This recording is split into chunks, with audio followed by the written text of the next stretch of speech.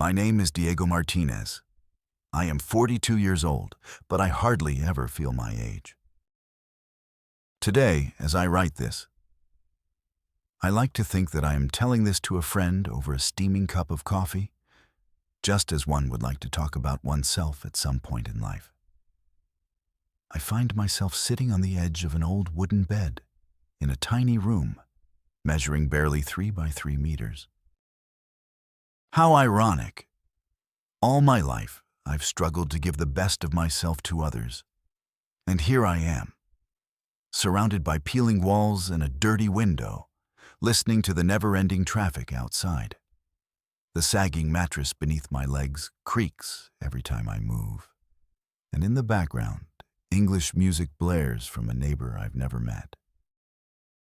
Every now and then, the smell of burnt tortillas and fried onions, that sticky, comforting mixture that transports me straight to my mother's kitchen, seeps through a crack. I look up, and the ceiling, stained with moisture, seems to stare back at me with pity. There's a desk lamp with a dim yellow light, just enough to make out my hands, already so worn, full of calluses and small wounds. Outside, cars pass by, leaving gusts that sound like distant waves. Every so often, a car horn cracks the night. I feel cold, even though it should be warm here in Southern California. My senses are on alert, my chest tight. I find it hard to breathe deeply. My heart is beating fast. How many times have I asked myself if all this was worth it? I write thinking about those endless nights when insomnia takes me hostage. Memories rattle around in my head, sometimes with the force of a hammer and other times as lightly as a breeze. I see myself running from one job to another, my feet tired, my t-shirt soaked with sweat, and my mind always in Mexico, always at home. I think of my mom, her smell of Nivea cream and coffee, her soft voice calling me my boy. I think of my younger brother, Samuel, his explosive laughter and his eternal attitude of a spoiled child. I feel anger, sadness, nostalgia, and above all, a hole that cannot be filled. Today, the loneliness weighs so heavily that I can almost feel it in my bones. The clock struck 2 in the morning a while ago, and the hum of the old broken refrigerator mixes with the echo of the night buses. It's cold, the air is dry. My hands are shaking a little. I can smell the sour sweat from my armpits, the bitter taste of saliva in my mouth. There's a cup of reheated coffee on the table, cold, almost untouchable. The aroma it gives off is something between hot chatter and memories of family dinners. I silently scold myself for being so sentimental. I always try to stay strong, but today I feel like I could break. In this borrowed, almost empty apartment, even the echo of my thoughts hurts. I think about the money I send to Mexico every week for my mother's medicine. How much sweat is behind every dollar? How many hours under the sun? How many double shifts? How many shouts from strangers? And yet, I remember what I learned recently.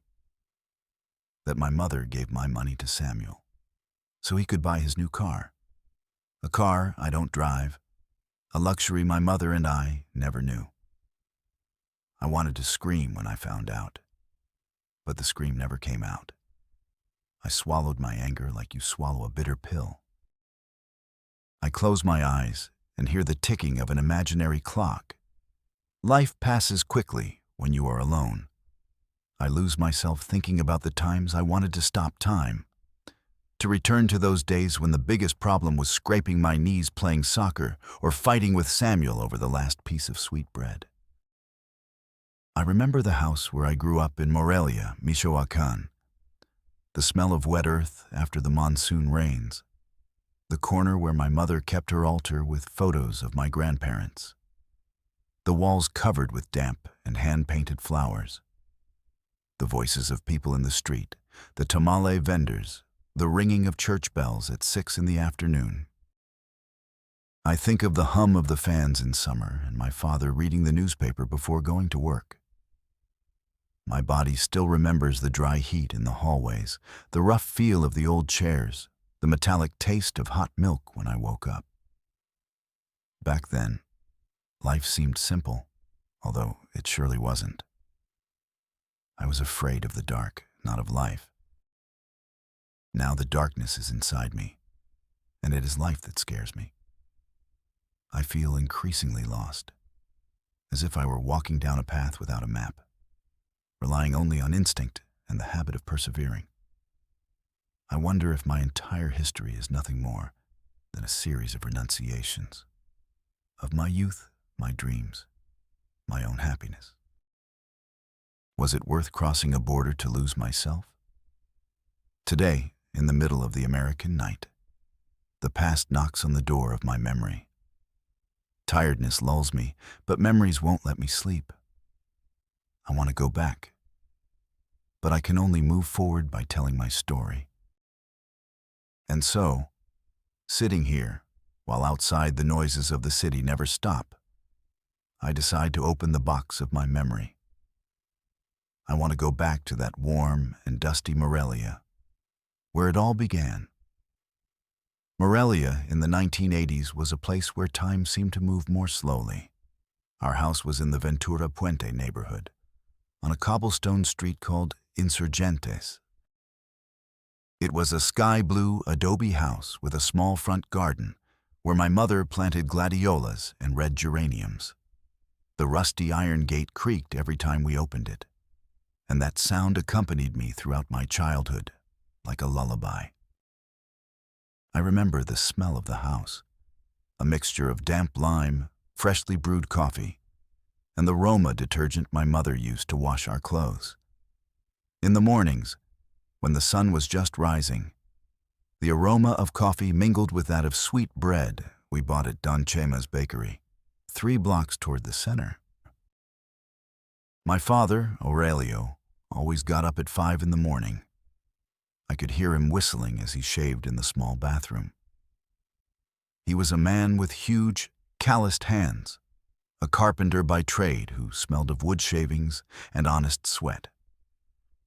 My mother, Esperanza, had black hair that she always wore, pulled back with an elastic band.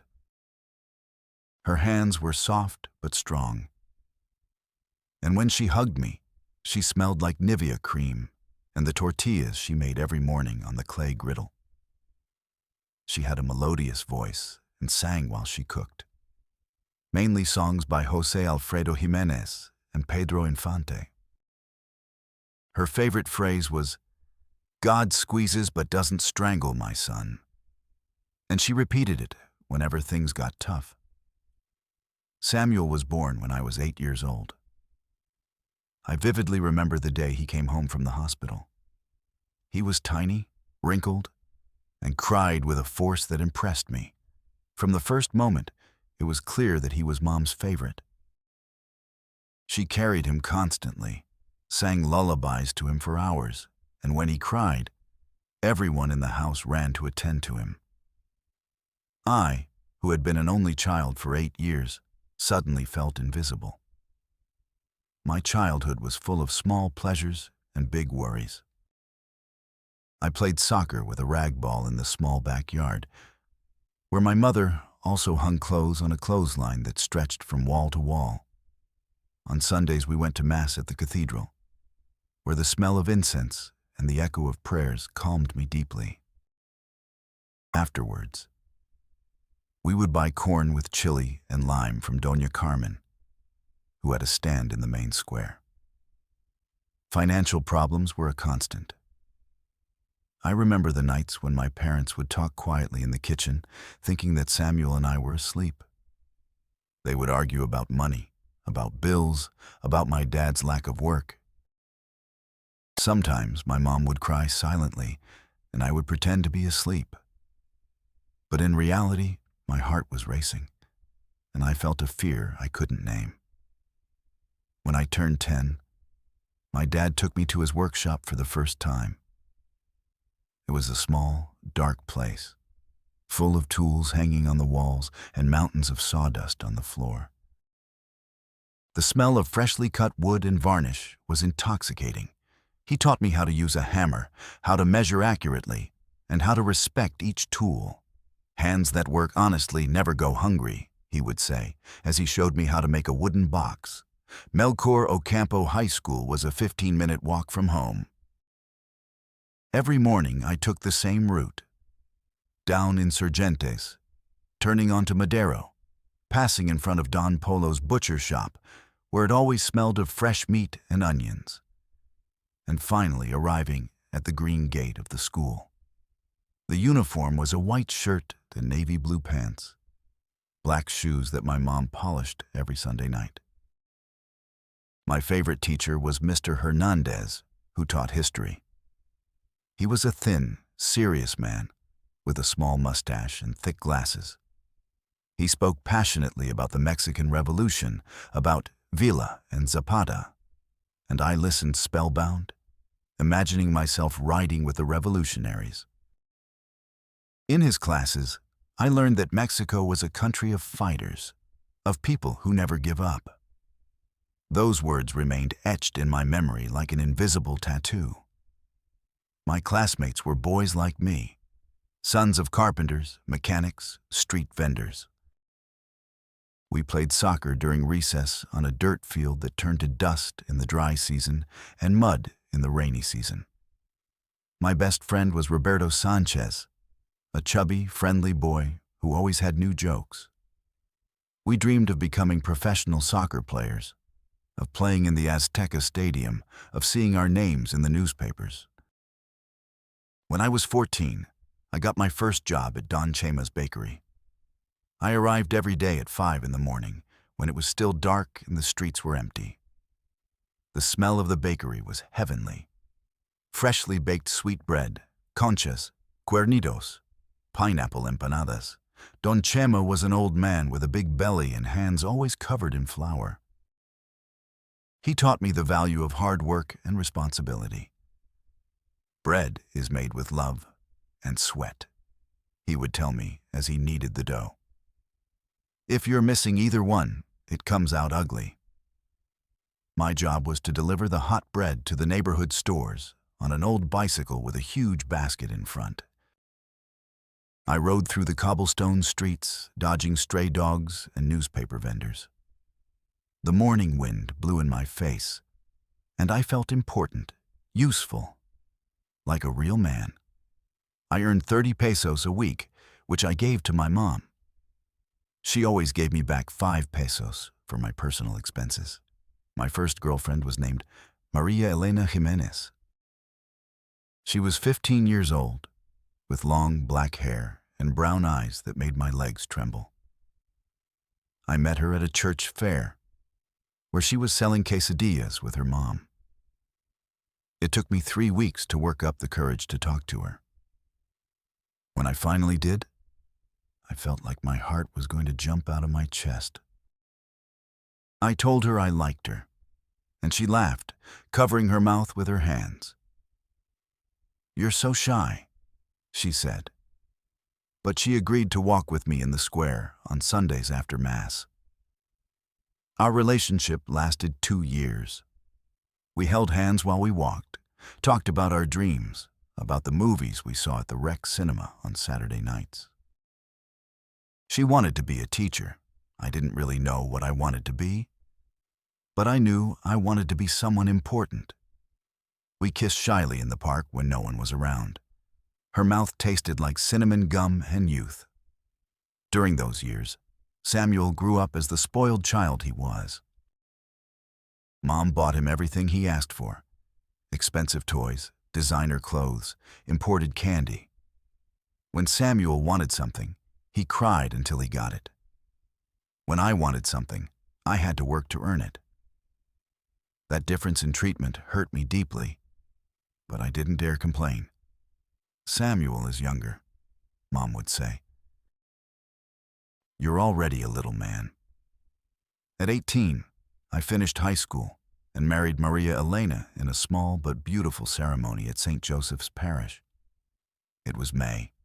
It was hot, and the air smelled like the orange blossoms that decorated the church. Maria Elena wore a simple white dress that her mother had sewn, and I wore a navy blue suit that I had rented from Don Evaristo's tailor shop. I remember shaking so much during the ceremony that I almost dropped the ring.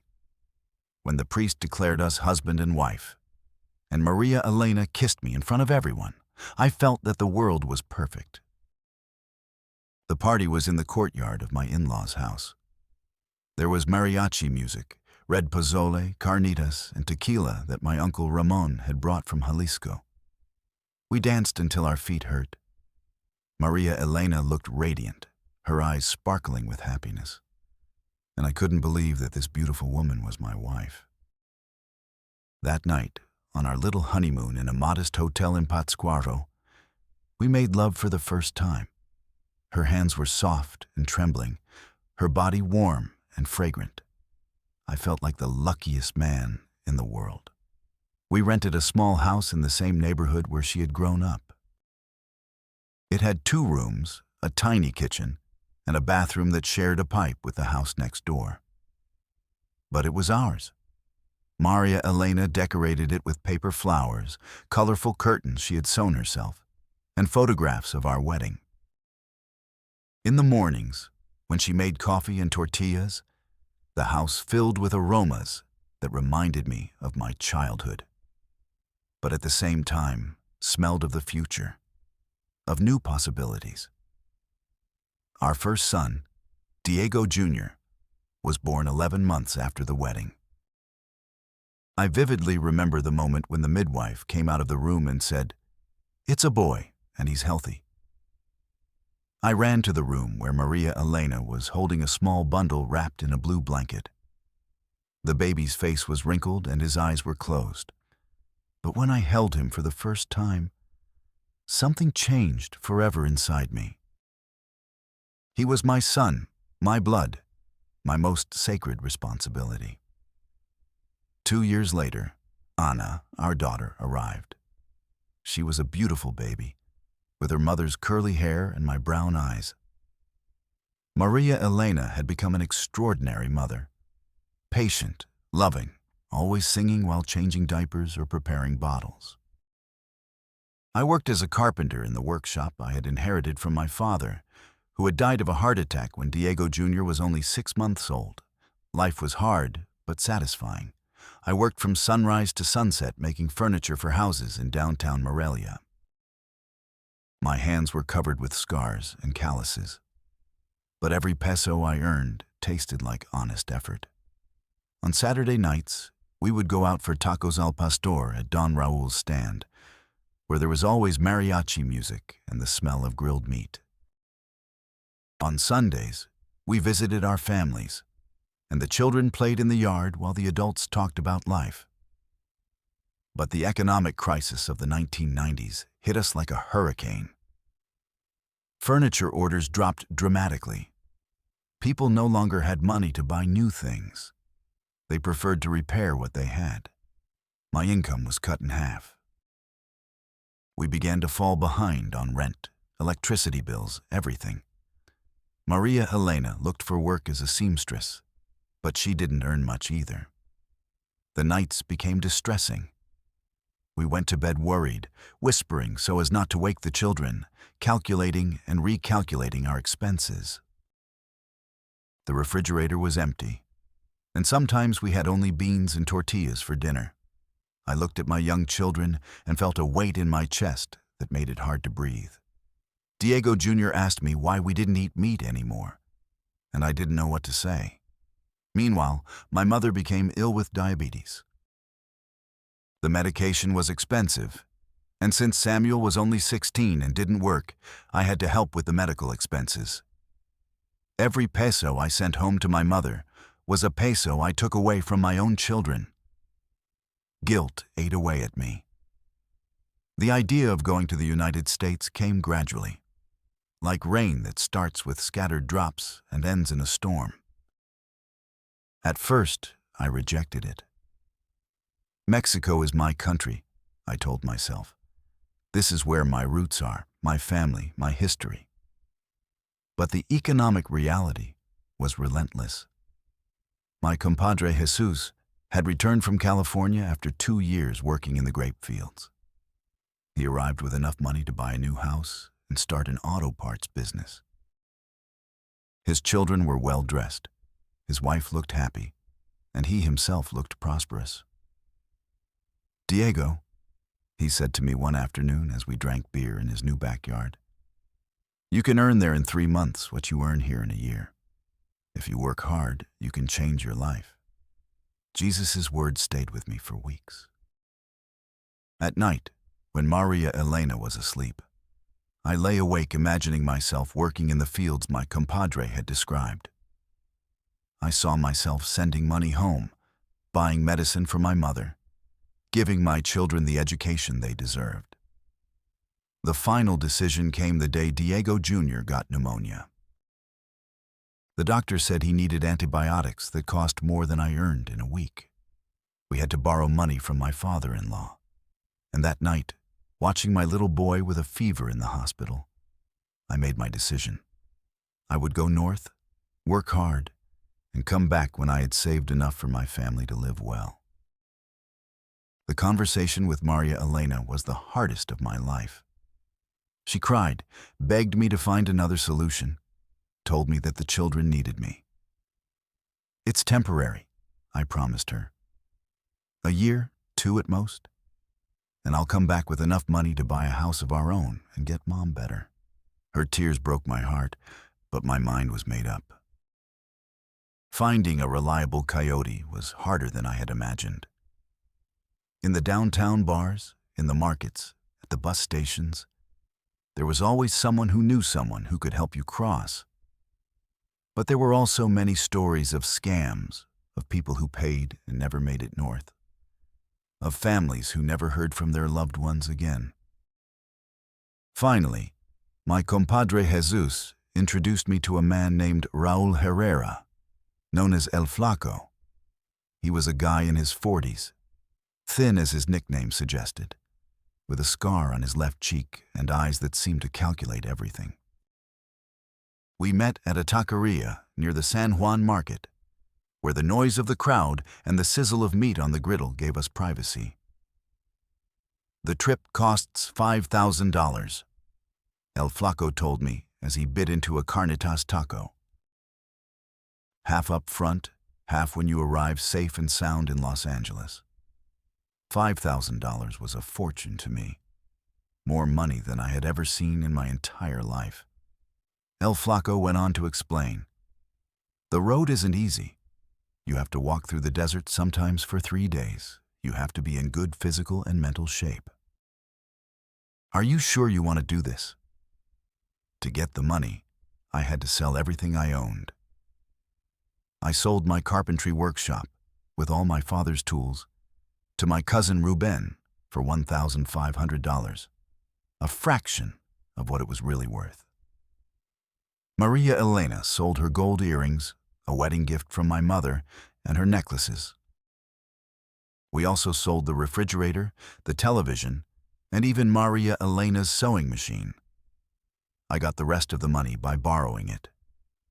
My uncle Ramon lent me $500 with the promise that I would pay him back with interest when I was working in the United States.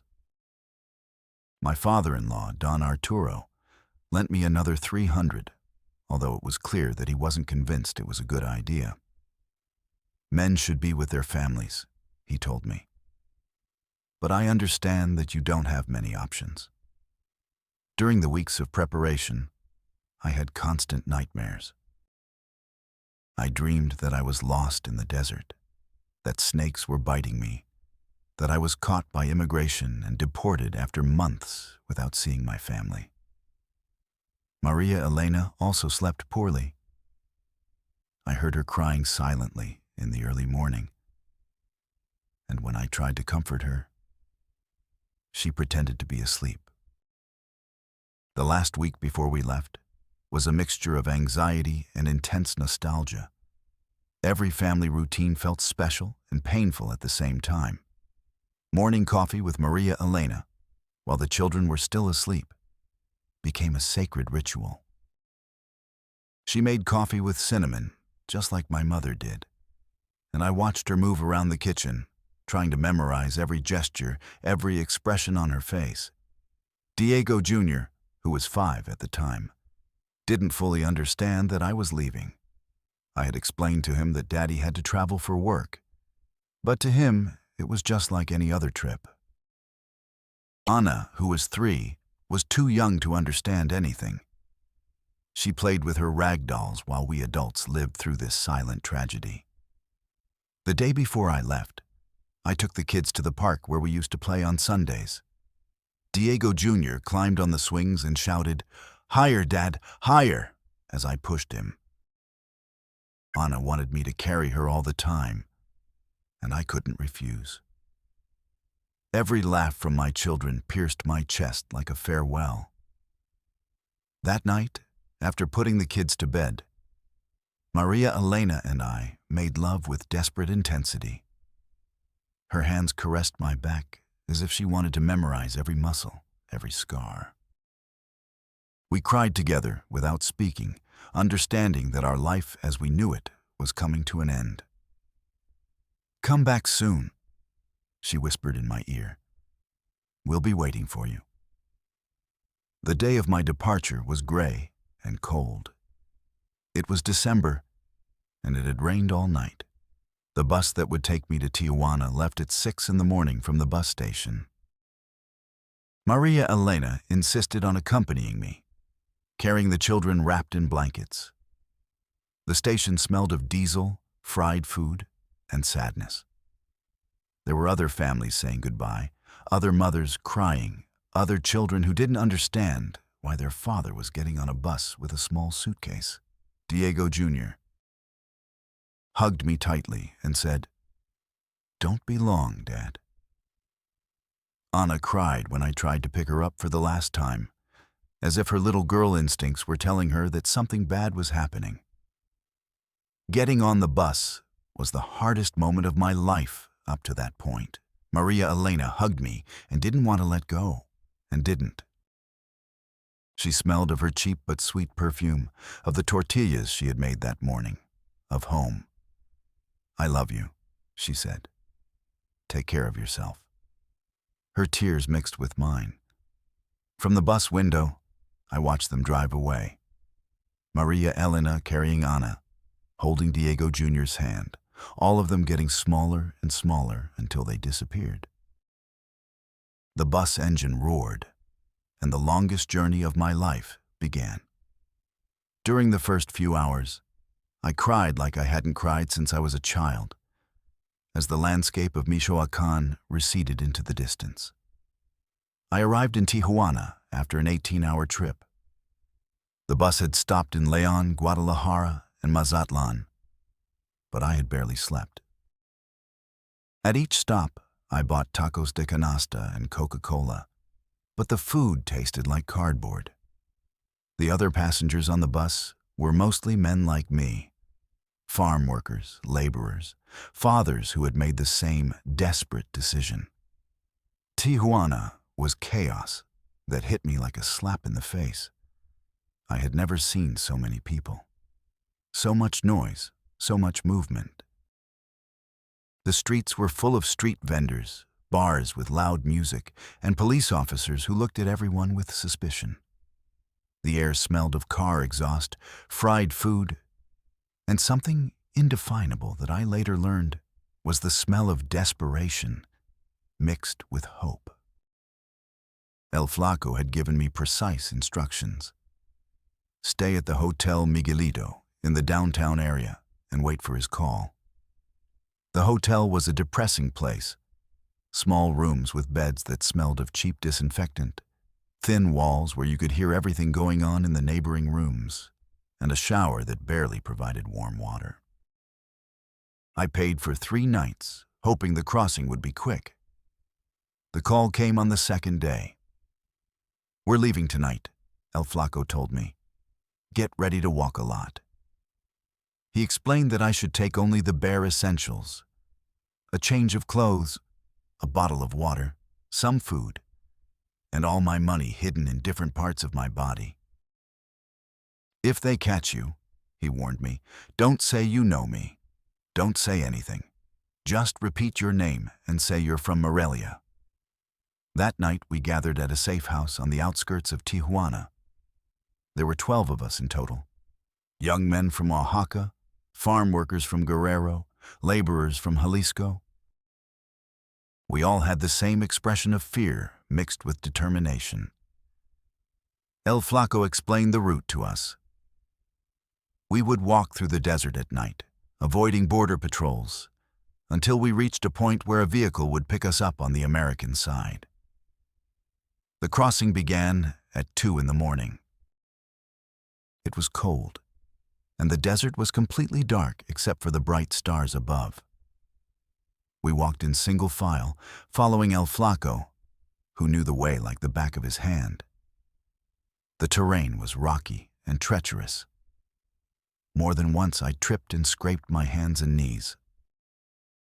The silence was absolute, broken only by our footsteps and the distant sound of Border Patrol helicopters. For hours we walked without stopping. My feet began to hurt, then burn, and finally went numb. The water bottle ran out sooner than expected, and my mouth was as dry as paper. At one point, one of the boys from Oaxaca fainted from exhaustion. We helped him up, but El Flaco was clear. Anyone who can't walk stays behind. We can't risk the whole group.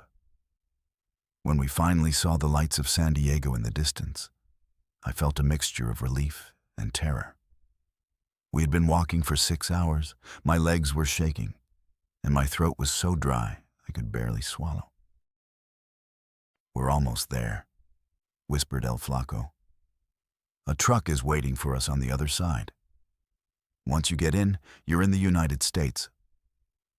The moment of the final crossing was surreal. One by one, we ran crouched down to a wire fence that El Flaco cut with a pair of pliers. On the other side, sure enough, there was a pickup truck with 2 men who spoke English. When I set foot on American soil, I felt like my whole world had changed forever. The truck took us to a house in San Diego where other immigrants were waiting. It was a small, overcrowded house with mattresses on the floor and a single bathroom for more than 20 people. The smell was a mixture of sweat, reheated food, and disinfectant. The men who had been there for a while explained the basic rules. No noise, no going out during the day, and hand over all remaining money to the coyote. My first meal in the United States was a bean burrito bought from a street vendor. It tasted different from the Mexican food I knew. Saltier, less spicy, but I was so hungry that it tasted like heaven. I paid with dollars for the first time in my life, and the simple act of receiving change in American currency made me feel like I was on another planet. On the 3rd day, El Flaco arranged my transportation to Los Angeles. I got on another bus, this time an American one, clean and air-conditioned. The other passengers were mostly Anglo-Americans, who looked at me with curiosity or suspicion. I sat by the window and watched the Californian landscape go by. Perfect roads, huge houses with green gardens, gigantic shopping malls. Everything looked prosperous and organized, so different from Mexico. I arrived in Los Angeles on a Tuesday afternoon. The bus station was downtown, in an area that reminded me a little of the poorest parts of Morelia, but with taller buildings. There were many Latinos on the streets, and for the first time since I had crossed the border, I heard Spanish everywhere. The smell of carnitas tacos wafted from small restaurants, and I felt a little less lost. I spent my first night in a men's hostel in East Los Angeles. It cost $10 and included a bed in a shared dormitory and access to a communal shower. The place was full of immigrants like me, but also American men who had fallen on hard times. Some drank alcohol hidden in paper bags, others talked to themselves, and a few seemed to be drug addicts. That first night, I couldn't sleep. The beds were uncomfortable, it was noisy, and my mind was racing. I thought about Maria Elena and my children, who were probably sleeping in our little house in Morelia. I calculated the time difference and imagined that they were already having breakfast while I was trying to sleep in this strange place. Nostalgia hit me like a wave, and I had to bite my lip to keep from crying in front of the other men. The language barrier was evident from day one. When I tried to buy food at a store, the cashier spoke to me in rapid English that I didn't understand. I pointed to what I wanted as if I were mute and paid, without knowing if I had received the correct change. I felt humiliated and ignorant, I who was respected in Mexico as a carpenter and family man. On the second day, a fellow Oaxacan named Esteban explained the basics of surviving in Los Angeles. Learn the basic words in English, he advised me. Work, money, bathroom, food. You can start with that. He also taught me how to navigate the bus system, how to find stores that sold Mexican products, and where to look for work. I spent my second night at the same shelter. But this time, I met a man from Jalisco named Teodoro, who had been in Los Angeles for 3 years. He told me he worked in construction and earned $80 a day when there was work. It's hard, he said, but it's a lot more than I earned back in my village. His words gave me hope. Part 5. Life and Work in the United States. First job search and adjustment, 5,000 to 6,000 characters. Finding work was harder than I had imagined. Teodoro had told me to go to Home Depot early in the morning, where contractors came to look for construction workers. I arrived on the first day at 5 in the morning, when it was still dark, and there was already a line of about 40 men waiting. Most were Latino, Mexicans, Salvadorans, Guatemalans, all with the same expression of hope mixed with desperation. For the first 5 days, no one chose me. The contractors arrived in pickup trucks, rolled down the windows, and shouted in English, "I need 3 men for roofing," or 2 guys for landscaping. The men crowded around the trucks, shouting, "Here, here," and flexing their arms to show how strong they were. I stayed in the back, shy, not really understanding what they were asking for. On the 6th day, a Mexican-American contractor named Carlos chose me along with 2 other men. "Do you know how to use a hammer?" he asked me in Spanish. "I'm a carpenter," I replied, and his eyes lit up. "Perfect. I need someone who knows how to work with wood." The job was to remodel the kitchen of a house in Beverly Hills. The pay, $60 a day. That first day on the job was eye-opening. The house we were working on was bigger than all the houses on my block in Morelia combined. It had 3 stories, a swimming pool, perfectly manicured lawns, and cars that cost more than I would earn in 10 years. The owner was a blonde woman who talked on the phone all day and barely looked at us. To her, we were invisible.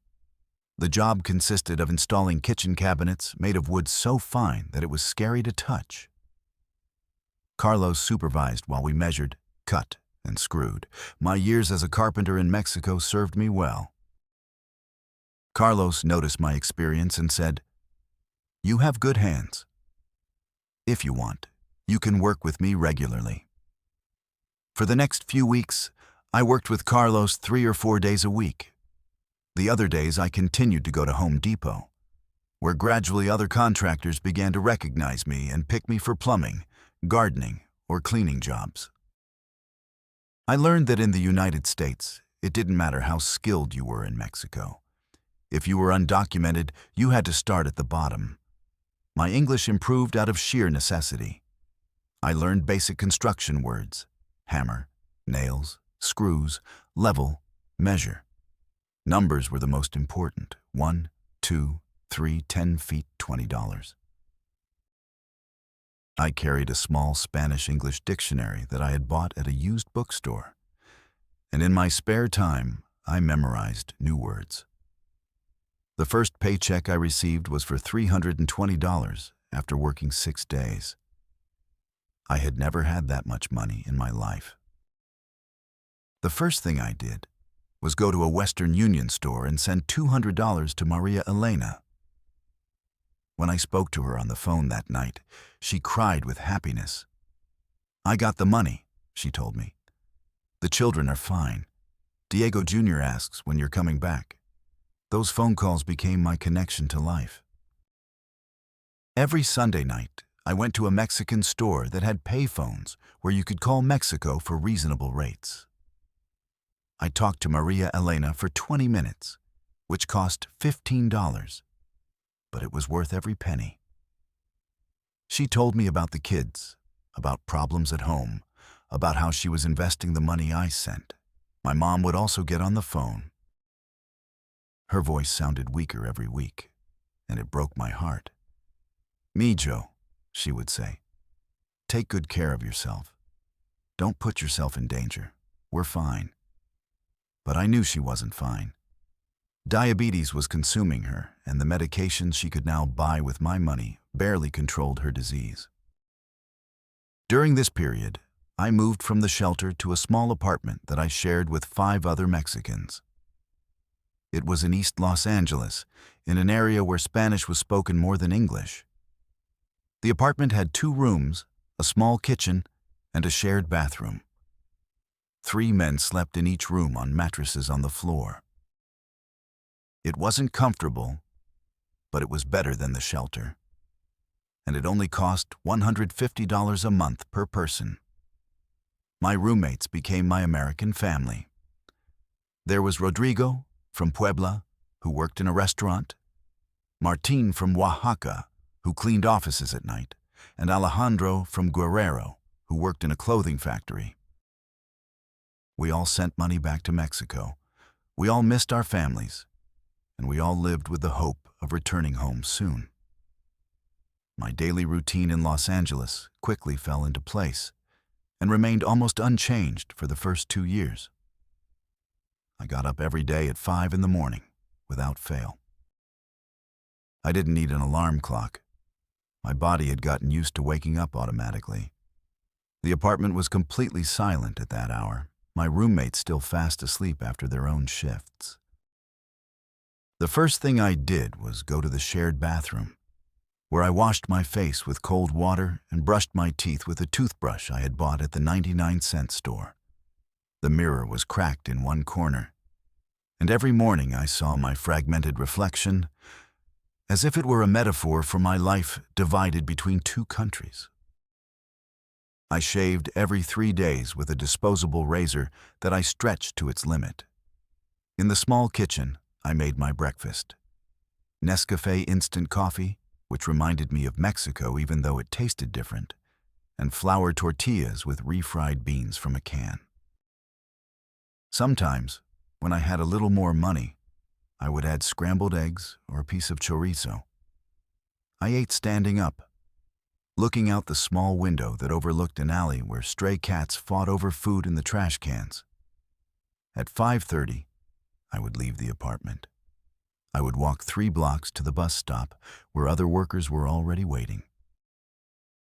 I recognized their faces, but we rarely spoke. We were all immersed in our own thoughts, our own concerns. The bus arrived at 6 a.m., and during the 30-minute ride to Home Depot, I would look out the window at the streets of Los Angeles waking up. The tall buildings downtown looked imposing in the distance. The freeways gradually filled with cars, and stores began to open their doors. Everything moved with an efficiency that impressed and intimidated me at the same time. In Mexico, life had a more relaxed pace. Here, everything seemed like a constant race against time. At Home Depot, the routine was always the same. The workers would gather in the parking lot, forming informal groups according to our specialties. Construction workers in one area, gardeners in another, general laborers in the center. Each group had its unofficial leaders, men who had been there longer and knew more contractors. I had earned a place in the construction group. After several months, Carlos and other contractors would look for me specifically. "Where's Diego the carpenter?" they would ask. That reputation gave me a certain security, but also responsibility. Carpentry jobs paid better, between $70 and $90 a day, but they also required more precision and knowledge. On days when I got work, the next 8 to 10 hours were spent in a grueling mix of physical and mental concentration. Working in rich people's homes exposed me to a world I had never imagined. Houses with more bathrooms than people, with closets bigger than my entire bedroom, with appliances that cost more than my father's annual salary. Lunch was always Mexican food, tacos from a truck that followed construction workers, or tortas sold by a Salvadoran woman from her car. It cost between $3 and $5, and for 30 minutes I would sit in the shade of a tree, eat my lunch, and call Maria Elena if she had time. Those brief 5-minute conversations were the highlight of my day. In the afternoons, when I finished work, I was completely exhausted. My hands hurt, my back ached, and my feet in my work boots were always damp with sweat. The bus ride home was an hour of semi-consciousness, where I dozed off watching the urban landscape pass by. I would arrive at the apartment between 6 and 7 in the evening. My roommates who worked normal shifts were already there, preparing dinner or watching Spanish television.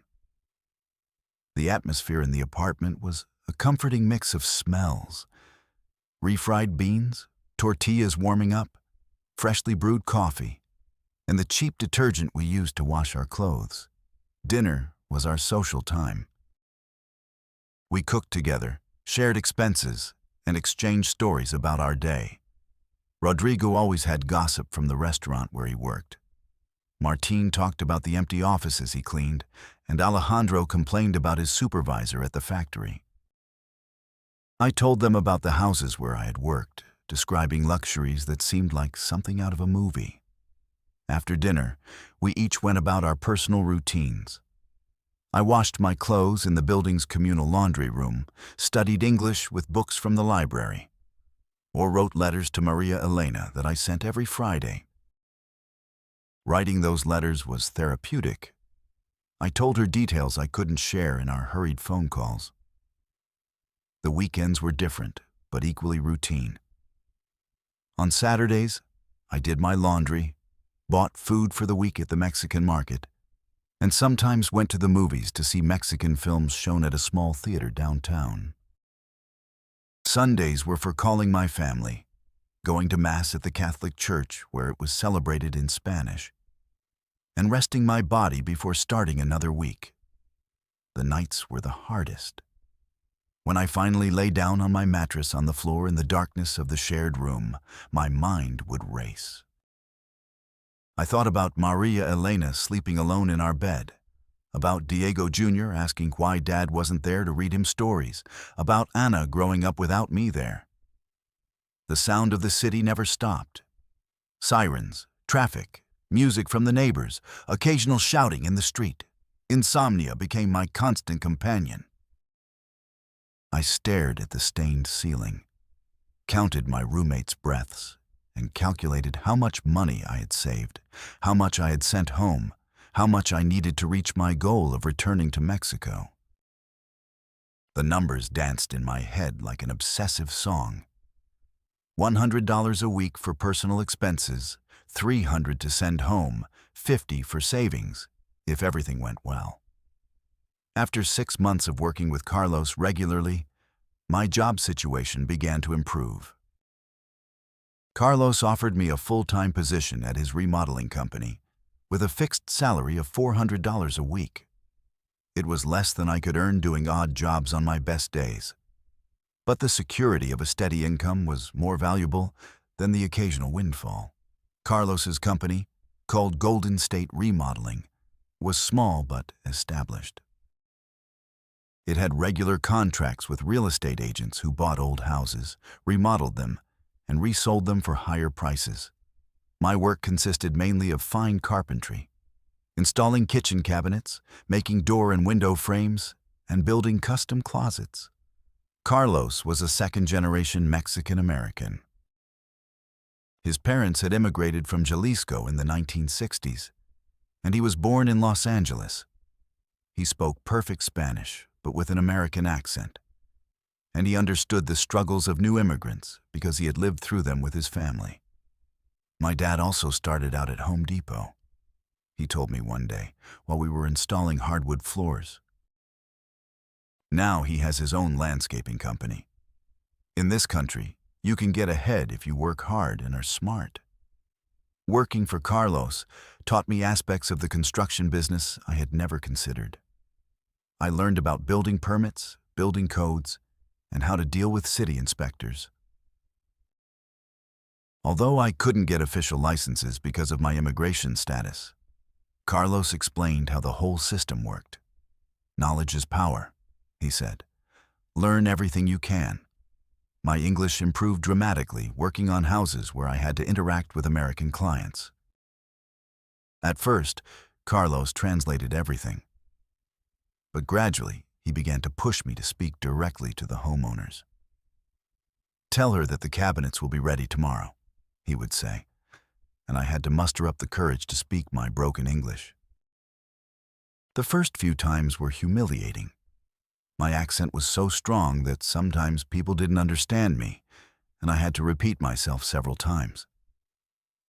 But constant practice paid off. After a year, I could hold basic conversations about work, explain what I was going to do, ask about color or style preferences, discuss delivery times. My technical vocabulary in English expanded enormously. Trim, molding, hardwood, laminate, granite, over time. My fear of speaking English became less and less.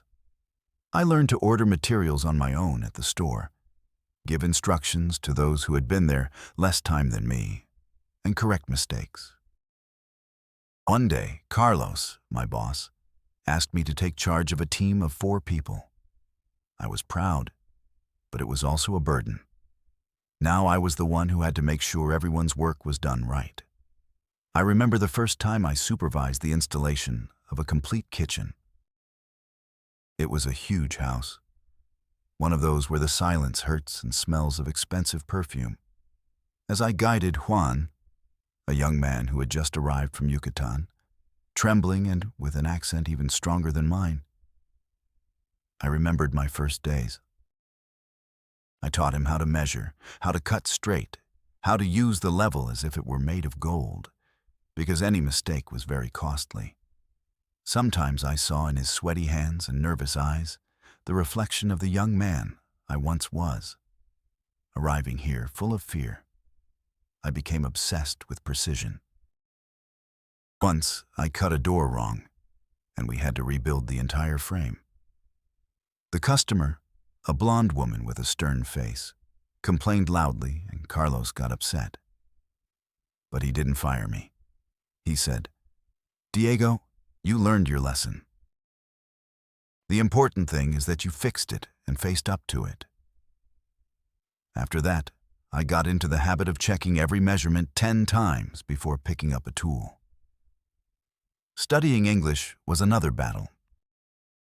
I bought second-hand dictionaries, watched cartoons on TV, repeated phrases, and learned key construction words. Measure, screwdriver, blueprint. I felt proud the day I was able to place a complete order at a restaurant without resorting to Spanish.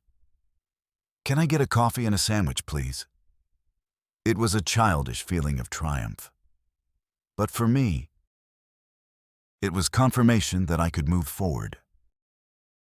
Little by little, the Americans at the construction site changed their attitude toward me.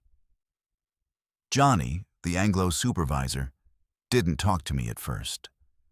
Only after seeing me work hard every day and fixing a piece of furniture that no one else could repair, did he come over and offer me half a burrito at lunchtime. From then on, he began to trust me, and we even laughed together at the bad jokes I told. I got to know the contracts, the suppliers, how to deal with customers. Carlos taught me how to talk directly to homeowners, help with quotes, and even put together estimates. He started giving me entire projects to organize. For the first time, I felt like I could really grow here, that I wasn't just a pair of hands, but a valuable mind. And in the midst of it all, I never stopped feeling the rough hands, the sore knees, and the metallic taste in my mouth from accumulated fatigue. Phone calls with my family were the most eagerly awaited and, at the same time, the most painful part of my week. At first, every Sunday was almost a party. Maria Elena would put the phone on speaker, the kids would shout, "Dad!" and I would ask about every last detail, from their school grades to what they had for breakfast that day. Sometimes I could hear the radio in the background, the news always saying the same thing, the noise of the blender or the dogs barking. Maria Elena told me everything, but I could also hear the exhaustion in her voice. She would say, "Diego, the kids miss you so much. They don't know why you have to be so far away." She would cry softly, thinking I didn't notice. But you learn to recognize the tremor in someone's voice long before the tears. My mother, when she could speak, always asked about my health. Her words had become softer, as if time and diabetes had taken away her energy. But she always told me, "Take care of yourself, son. Don't work so hard. Life from afar is twice as hard." I was the main breadwinner. I sent $250, then $400 whenever I could. I sent it, counting each bill with a mixture of pride and resentment. I knew that money was used for medicine and for the children's meals, but sometimes the need seemed bottomless. I felt used, even though no one said it in words. Over time, something changed. Family calls became shorter. The children no longer ran to the phone. They gave one-word answers. Maria Elena began to tell me fewer details. My mother avoided mentioning her aches and pains. Samuel, my brother, started asking me to lend him money for something urgent. And one day I discovered that my mother had used some of the money to buy him an old car. I felt a pang of betrayal. Here I was, sleepless and sacrificing myself for everyone. And there, the one who least deserved it was receiving the fruits of my labor in the form of luxury. I felt anger, disappointment, and a deeper sense of rootlessness. Conversations became inevitable routines, almost to-do lists. I missed important moments. First steps, birthdays, national holidays, births and deaths of neighbors who were like family to me. Maria Elena tried to cheer me up, but I felt like I was slowly becoming a ghost in my own home. On Sunday nights, the silence in the apartment became more unbearable after I hung up the phone.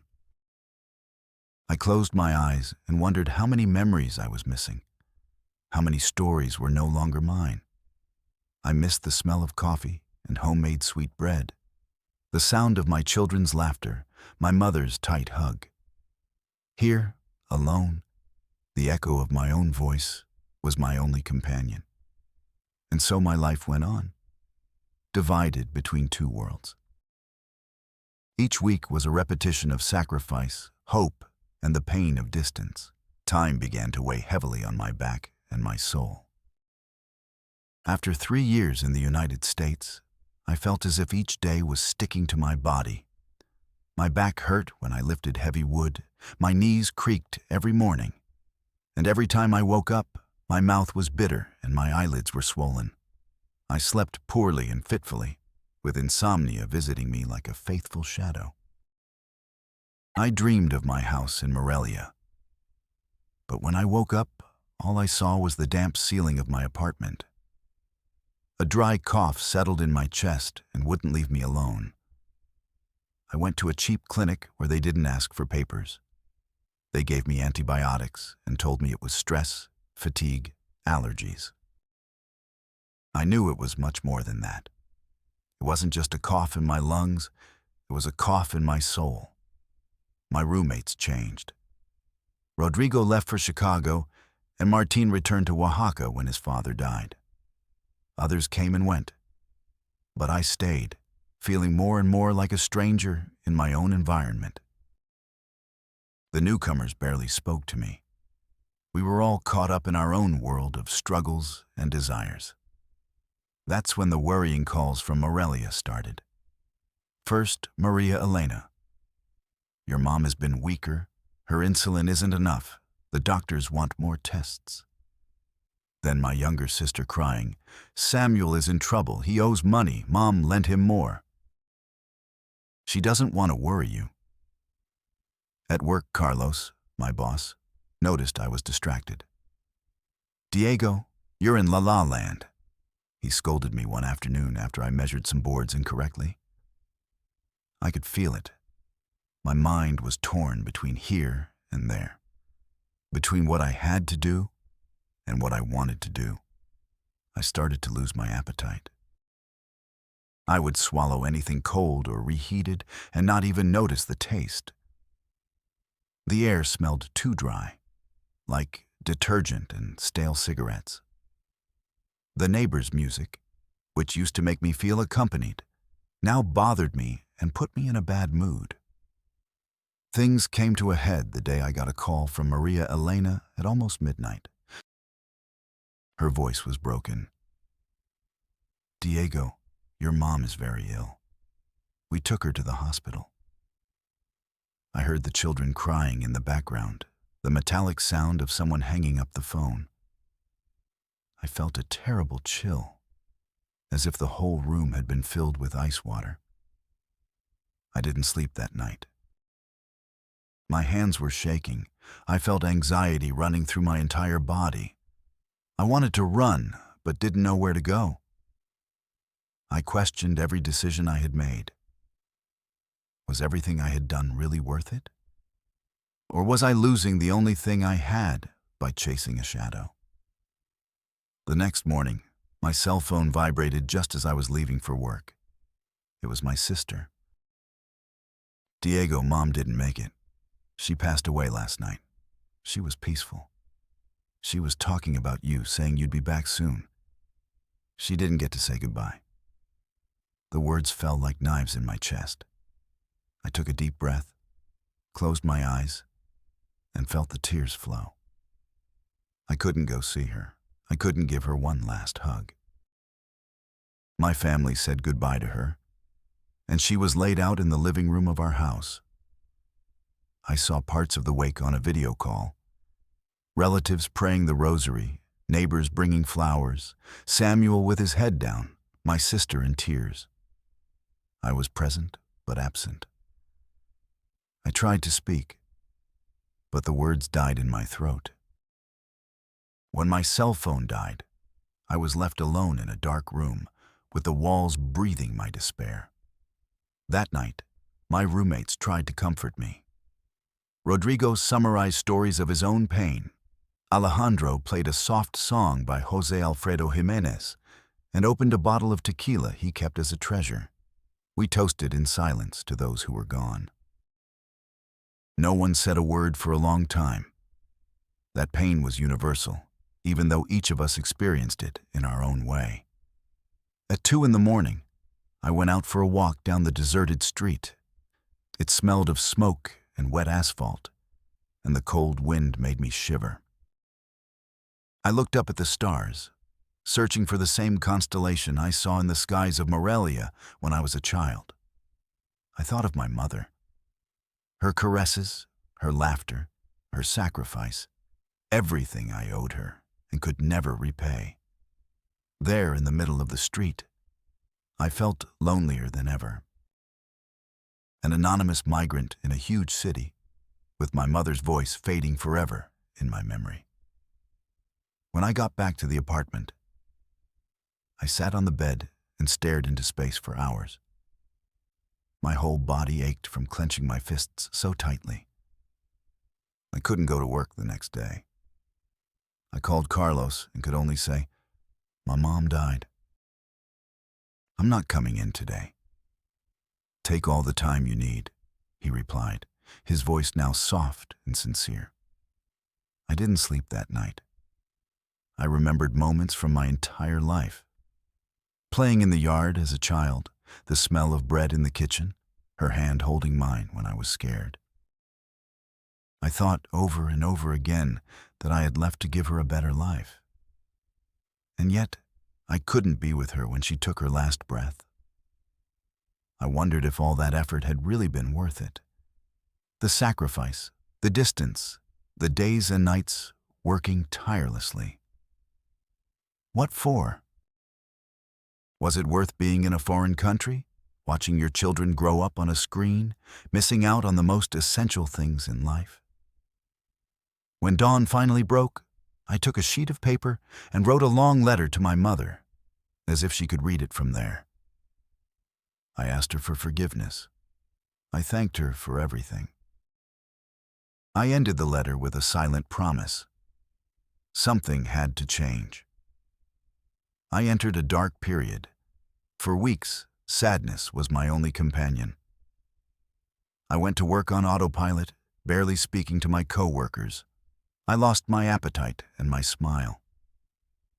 At night, the insomnia was even worse. I got up 1,000 times, drank of water, looked at old photos, listened to recordings of my mother's voice so I wouldn't forget it. I analyzed every part of my life. What had I really gained? I sent thousands of dollars, helped Samuel study, helped the children have clothes and food, helped Maria Elena fix up the house. But me? What did I have? Who was I now? I felt like a useful, tired object, a dollar flying in the wind, always going there, but never coming back. I talked to myself at night. What if I had decided to stay? Maybe you'd be poor, but you'd be with your family. What's the point of sacrifice if you can't live your own life? Mom always said, "Those who help don't expect anything in return."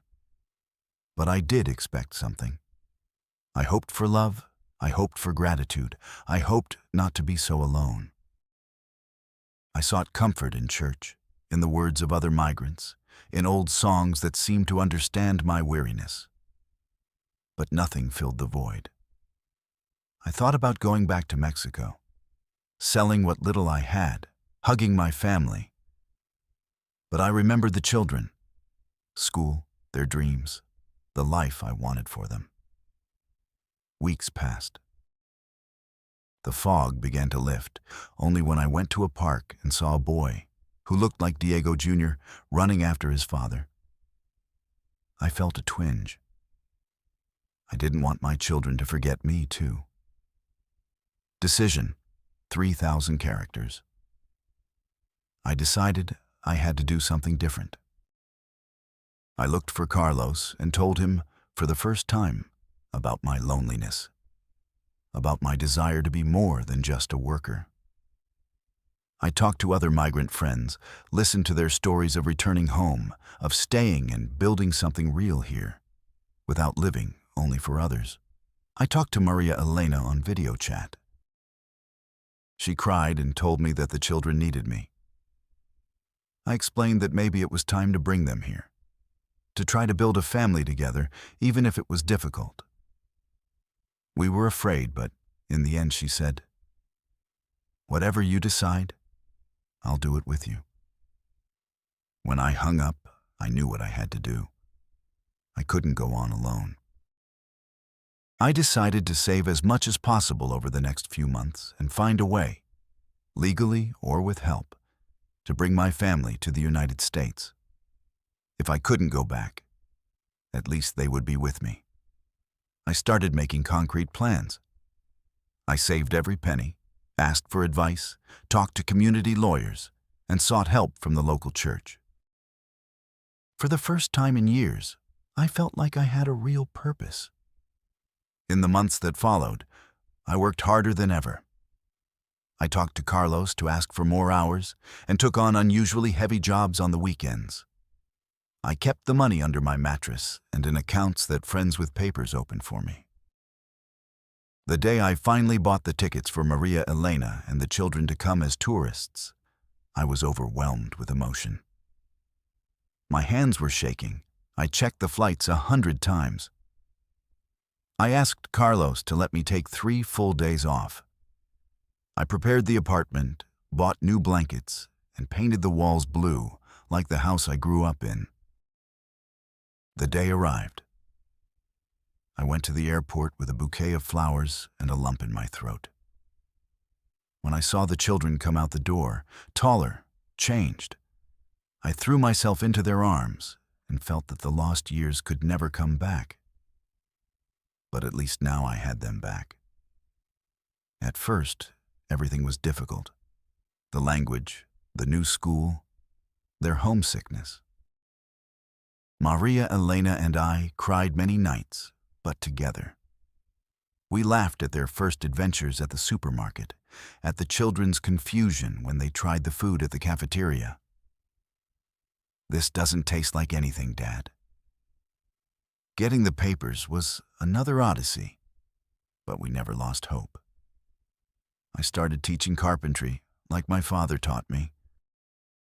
On Sundays, in the park, I told them about their grandmother, about Morelia and its jacaranda trees, about the festivals and the simple love there. Little by little, the homesickness hurt less. My house was filled with voices again. Laughter, children's fights, the smell of warm tortillas and coffee, even if it was made with American cinnamon. And I learned, at last, not to judge myself. I did what I could, with what I had, and for those I loved. I forgave Samuel. I talked to him, understood his own uncertainties, and asked him to honor my mother's memory. The past will always hurt, but love can heal. Now that life has reunited me with my family, I look back and understand. Migration not only breaks you, it also rebuilds you. I learned that effort is both a blessing and a curse, that you can lose yourself in helping others, but that sacrifice is what makes us human. There is not enough money to buy what it hurts to leave behind, nor is there enough distance to erase true love. To those who are thinking of leaving everything behind in search of a better future, I say, prepare yourselves. Nostalgia is fierce, but hope is more stubborn. Surround yourselves with good people. Don't lose faith. Invest in learning the language, in making friends, but never forget your roots. Take care of your families, even when the distance is hard. Don't just be providers. Be present, be a voice, be a comfort. Cry when you need to, but never be alone with your pain. If my story touched your heart, tell it, share it. All migrants have names, memories, dreams, and wounds. Together, we build the bridge between here and there. Comment below with your story, what you miss most, or what advice you would give to those starting out on this journey. Subscribe if you want to hear more real stories, because every story is a miracle of resilience. Thank you for listening. We are not alone. Diego Martinez.